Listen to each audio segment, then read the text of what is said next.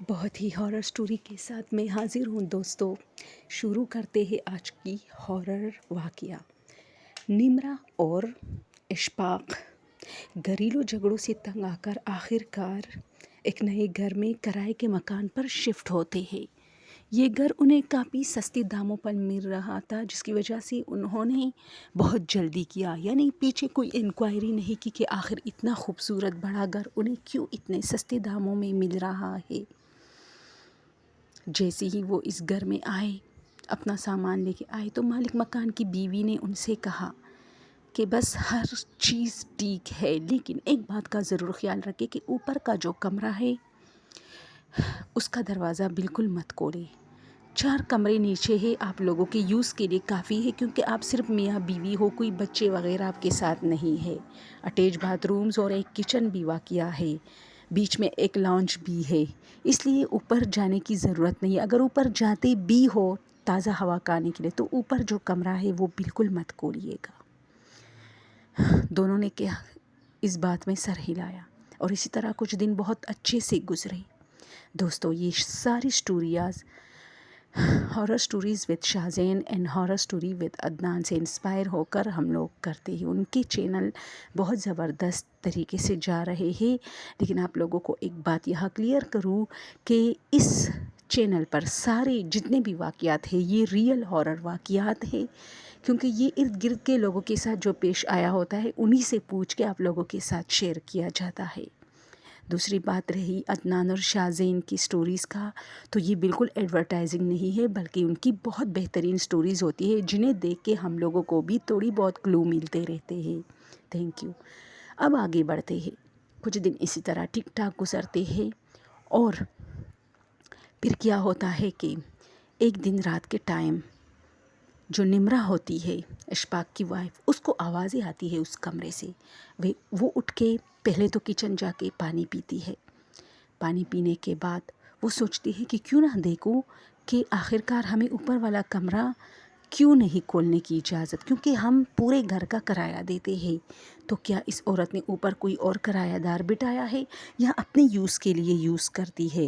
یہ تو غلط ہوا، یہ تو چیٹنگ ہوئی۔ اس لیے یہ سوچتی ہے کہ 4 کمرے تو ان کے لیے کافی ہے، لیکن کہتے ہیں نا کہ عورتوں کی عادت ہی یہ ہوتی ہے کہ وہ پھر پورا گھر اپنے نام کرنے پر وہ ہو جاتی ہے، تو یہ سیڑھیوں پر جا کے اوپر کا کمرہ کھول دیتی ہے بڑی آسانی سے، کیونکہ وہ سمجھ رہی تھی کہ اندر جو ہے لائٹ بھی آن ہے کھڑکیوں میں اور شور بھی آ رہا ہے، تو کیا پتہ جو مالک مکان کی وائف ہے وہ اپنے دوستوں کے ساتھ اس کمرے میں ہے یا اپنے بیٹیوں کے ساتھ اور ہلا گلا کر رہی ہے۔ ہمیں جو ہے، میں ان سے یہی کہوں گی کہ آپ لوگ ہمیں ڈسٹرب کر رہے ہو، ہمیں سونے نہیں دے رہے، اور اسی سے بات شروع کروں گی کہ اچھا تو یہ بات تھی کہ آپ لوگوں نے یہ کمرہ ہمیں کرائے پر نہیں دیا، جبکہ ہم پورے گھر کا کرایہ پے کرتے ہیں۔ اس لیے جیسے ہی وہ دروازہ کھولتی ہے تو اچانک لائٹ آف ہوتی ہے۔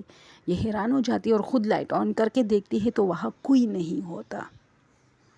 اب آپ لوگ سوچیں کہ جیسے یہ دروازے پہ آئی تب اس نے شور بھی سنا، کچھ لوگوں کو بھی مطلب شیشے میں ان کے سائے دیکھے، اور لائٹ بھی آن تھا، وہاں سے روشنی آ رہی تھی، لیکن اب جب یہ دروازہ کھولتی ہے تو لائٹ بھی آف ہوتی ہے اور کوئی نہیں ہوتا۔ یہ دروازہ جیسی کھلتی ہے اور لائٹ آن کرتی ہے تو وہاں ایک کرسی پڑی ہوتی ہے اور وہ خالی ہوتی ہے، اس پر کوئی نہیں بیٹھا ہوتا، لیکن ایسا لگ رہا ہوتا ہے جیسے ابھی ابھی اس کرسی سے کوئی اٹھائے، کیونکہ وہ ہل رہی ہوتی ہے، وہ ہلنے والی کرسی ہوتی ہے۔ یہ جلدی وہاں سے بھاگ کے واپس آتی ہے اور دروازہ کھلا چھوڑ دیتی ہے ڈر کے مارے، لیکن نیچے آ کے یہ سوچتی ہے کہ اپنے ہسبینڈ سے اگر اس بارے میں کہا تو وہ مجھے ڈانٹے گا کہ کیوں کھولا جب ان لوگوں نے منع کیا تھا، اس لیے یہ خاموشی سے سو جاتی ہے۔ اب آدھی رات کو اس کی آنکھیں کھلتی ہیں، تو جب یہ اوپر گئی تھی اس وقت تو اتنا لیٹ نہیں تھا، یوں ہی کوئی 12 بج رہی تھی، لیکن اب جب اس کی آنکھیں کھلتی ہے تو یہ رات کے 3 بجے ہوتے ہیں، اور یہ دیکھتی ہے کہ وہ کرسی اس کے بیڈ کے بہت قریب پڑی ہوتی ہے اور ہل رہی ہے۔ یہ ڈر جاتی ہے اور چیخ پڑتی ہے، جیسے چیختی ہے تو اچانک اس کا ہسبینڈ اٹھتا ہے، وہ ان سے کہتا ہے کہ کیا ہوا؟ یہ اس کو کہتے ہیں کہ یہ کرسی، تو وہ کہتا ہے کیا ہوا کرسی کو؟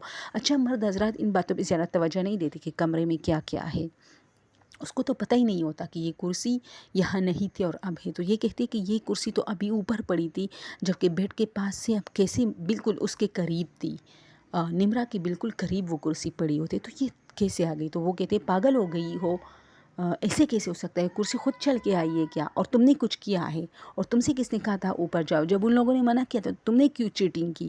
اس پر دونوں میاں بیوی میں نوک جھوک ہو جاتا ہے اور دونوں ایک دوسرے سے ناراض ہو کے سو جاتے ہیں۔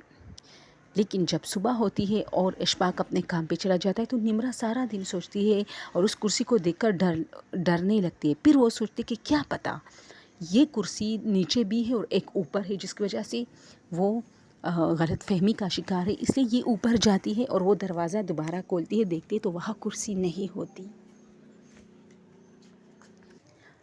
یہ اور بھی زیادہ ڈرنے لگتی ہے اور بھاگتے بھاگتے نیچے آتی ہے، جو کہ سیڑھیوں سے گر جاتی ہے اور بے ہوش ہو جاتی ہے۔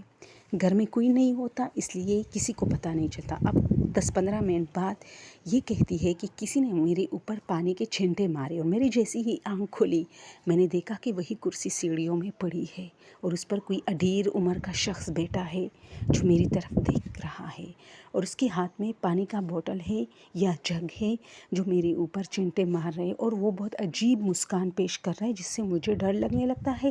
اور اگر میں تھوڑی دیر اور وہاں رکتی تو کیا پتہ اس کا منہ اتنا زیادہ ہنستے ہنستے کھلتا کہ پھٹ ہی جاتا۔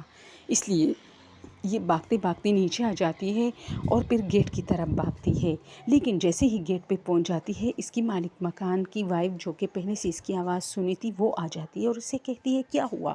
وہ کہتی ہے تو تم نے ہمارے ساتھ دھوکہ کیا ہے، یہ کیا ہے، یہ کرسی کا کیا معاملہ ہے؟ وہ کہتے ہیں کیا معاملہ ہے، کون سی کرسی؟ وہ کہتے ہیں کہ میں کل رات اوپر گئی، وہ عورت اسے پہلے بٹھاتے، اسے پانی پلاتے، پھر کہتے اب بولو کیا ہوا؟ وہ کہتے سیڑھیوں میں کوئی ہے۔ جب وہ عورت اوپر سیڑھیوں کی طرف جاتی وہاں کوئی نہیں ہوتا۔ پھر یہ کہتی ہے کہ کیا تم نے اوپر کا دروازہ کھولا ہے؟ وہ کہتے ہاں، وہاں تم جو ہے اپنے بیٹیوں کے ساتھ ہلا گلا کر رہی تھی، مجھے نیند نہیں آ رہی تھی۔ تو وہ کہتے بدبخت، میں نے کب وہاں اپنے بیٹیوں کے ساتھ ہلا گلا کیا ہے؟ تم سے میں نے ایک بات کی تھی نا کہ سب کچھ ٹھیک ہے، لیکن اوپر کا کمرہ مت کھولے، وہ اس گھر کا سب سے آخری کمرہ ہے اور وہ کافی بھاری کمرہ ہے اور اس میں جو فرنیچر پڑا ہے وہ اتنا پرانا ہے، اور اس گھر میں آج تجھے حقیقت بتاؤں بہت سارے لوگوں کی موت ہوئے ہیں، مرڈر ہوئے ہیں بہت پہلے زمانے میں، اسی لیے وہ لوگ یہاں کسی کو بھی رہنے نہیں دیتے۔ لیکن ہاں ایک بات ہے کہ نیچے پورشن میں ایسا کچھ نہیں ہے، بس یہ سب کچھ صرف اوپر کمرے میں ہوتا ہے۔ وہ کافی ڈر جاتے اور وہ ان سے کہتی ہے کہ اب تم احتیاط کرو، یہ کرسی میں وہاں واپس لے جاتی ہوں، لیکن تم اپنے ہسبینڈ سے اس لیے اس بارے میں بات نہیں کرو گے کیونکہ اب وہ نیا گھر ڈھونڈنے کا وہ کریں گے اور پھر آپ لوگوں سے بہت سارے پیسے لوگ لیں گے۔ اس لیے یہ لڑکی بھی خاموش ہو جاتی ہے نمرہ، اور سوچتی ہے کہ کیا پتہ پھر دوسرا گھر بہت مہنگا ہو، لیکن ڈری ہوئی ہوتی ہے بہت زیادہ۔ اب کیا ہوتا ہے کہ اگلی رات کو یہ جب دوبارہ سو جاتی ہے اور آدھی رات کو اس کی آنکھیں کھلتی ہے تو دیکھتی ہے کہ سیڑھیوں میں کوئی عورت کھڑی ہے اور اس کی طرف دیکھ رہی ہے، اور وہ کرسی بھی پڑی ہے اور وہ کرسی ہل رہی ہے اور وہ عورت اس کی طرف اشارہ کر رہی ہے کہ آؤ اس کرسی پر بیٹھو۔ یہ ڈر جاتی ہے اور سوچتی ہے کہ جا کے دیکھتی ہوں اور اسے پوچھتی ہوں کہ آخر کیوں تم ہمیں تنگ کرتی ہو، ہم تو تمہیں تنگ نہیں کرتے اور آئندہ نہیں کریں گی، اس کمرے کا دروازہ بھی نہیں کھولیں گے۔ لیکن جب وہ وہاں جاتی ہے تو دیکھتی ہے کہ اس کرسی پر اس کا نام لکھا ہوتا ہے اور اس پر یہ تحریر لکھا ہوتا ہے کہ اس کرسی پر جو بھی نہیں بیٹھے گا تو اس کے ساتھ ہم ایسے ہی کرتے رہیں گے، اس کو تنگ کریں گے، لیکن جو بندہ اس کرسی پر بیٹھے گا، جس کا نام اس پر لکھا ہوگا، وہ ضرور بیٹھے گا اور اس کی پھر ہم مرڈر کریں گے۔ یہ ڈر جاتی ہے اور بھاگ بھاگ کے اپنے ہسبینڈ کے پاس آتی ہے، اس کو پوری بات بتاتی ہے۔ اس کا ہسبینڈ جب جاتا ہے تو واقعی وہاں کرسی پڑی ہوتی ہے اور اس پر نمرہ نام لکھا ہوتا ہے اور کرسی کے دوسرے ووڈ پر لکھا ہوتا ہے آخری کمرہ۔